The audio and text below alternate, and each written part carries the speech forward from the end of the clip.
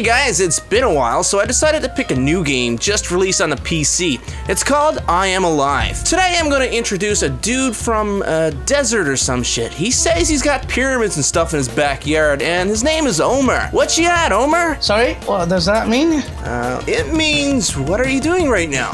Thank you for clearing that up, and yes, we do have pyramids. I'm holding my Xbox controller to play a game called I Am Alive. And I'll be using my keyboard and mouse, seeing as I'm too fucking lazy to get up and plug mine in. Thanks for joining me on this review, Egyptian dude. How about we skip the formalities and check in on graphic options? How about you take her from here, seeing as you have this sick British accent? Speaking of which, how did you get the British accent in Egypt? Well, my cousin lives in England, and he started teaching me these dirty words when I was 6. So later I went there for 2 weeks and learned the rest of the English language. Easy peasy Japanese. Well, that's sort of fucked up, but okay. What do you think of the graphic options? Graphic options isn't what you expect from a good game like I'm Alive. Well, fuck that anyways. That's what I was thinking. Couldn't have said it better. Fuck that. Let's move on to how this fucker looks.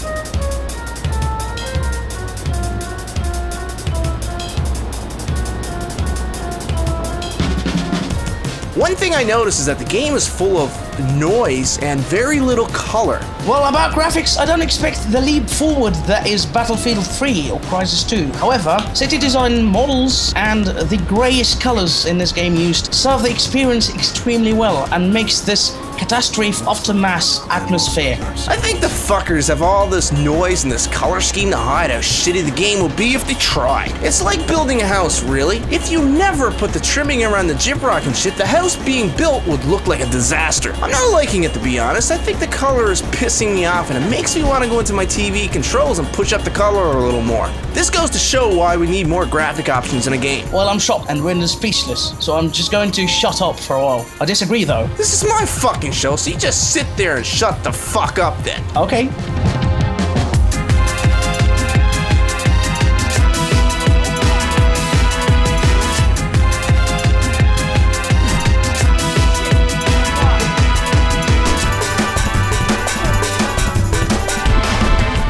Well, game has almost no issues. Controls are a bit stiff, but that doesn't affect the experience badly. Everything in the game is scripted. For example, it doesn't give you the freedom to jump in a hole and die, which can be considered a good thing. But also a bad thing. I feel claustrophobic, like I have no control over the outcome. For me, the game just as well be a train simulator game where you press one button and watch the train go along the tracks. I'm extremely fucking bored with it, and it feels like Resident Evil or even Dead Island, but not the AAA class type game.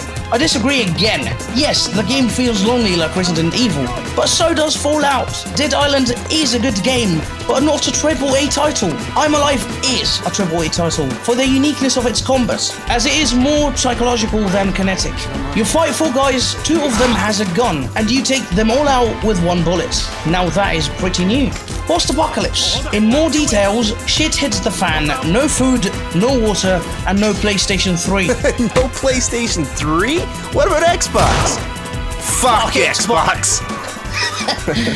New Xbox 720, now with more Kinect. Yes, you heard it here first, more Kinect. It's not just Kinect, it's Super Kinect. Flare your arms around more with this new Super Kinect. What was that? You didn't hear it? Xbox 720 is now with the new and improved Super Kinect. Xbox 720. Connect. Connect. Connect. Connect. Connect. You keep looking for the loved ones, but instead you find yourself saving people you don't know. Same old bollocks. Sadly, all geeks like me will enjoy. Yeah, I'm not really enjoying the story much at all. As you said, same old shit. It's like Mario saves the princess, but not. I don't fucking know. It's bland. So, how's the sound in the game? Well, as I always say, when I turn my speakers on, sound comes out. Things sound as they should. Well, music matches the suspense. Voice acting completes the experience. However, it's, as you say, pretty basic. You turn on the speakers and sound comes out.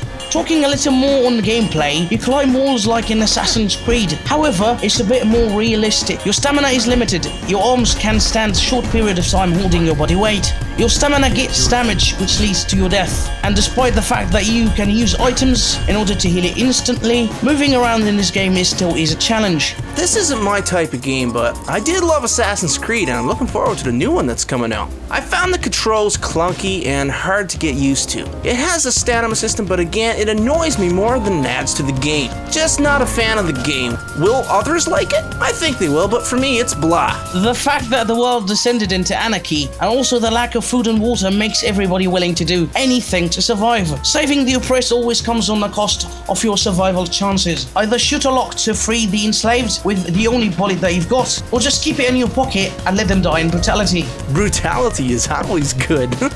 Well, I think that covers the basics of the game, Omar. I've really nothing left to say about it. You got any final things? For me, that's it. I give the game 8.7 rating. I wanted to add that what is really controversial about this game, it is 2 gigabytes, but long enough not to end in one session. It has really good graphics, yet a $25 graphic card can run it smoothly.